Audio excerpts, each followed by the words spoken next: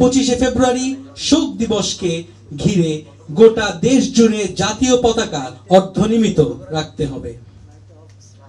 5, এই নৃশংস বর্বর পিলখানা ট্র্যাজেডিকে স্কুলের পাঠ্য বইয়ে সিলেবাসে অন্তর্ভুক্ত করতে হবে। এতে আগামী প্রজন্ম জানতে পারবে কি ছিল এই সকল শহীদদের ত্যাগ। 6, যে সকল সেনা কর্মকর্তা এই ঘটনাকে ঘিরে চাকরিচ্যুত হয়েছে তাদেরকে চাকরি ফিরিয়ে দিতে হবে অথবা তাদের যথাযথ কম্পেনসেশন প্রদান করতে হবে। এবং আমাদের শেষ দাবি হলো নির্দোষ কোনো বিডিআর জওয়ানকে কোনোভাবেই যেন সাজা দেয়া না হয়।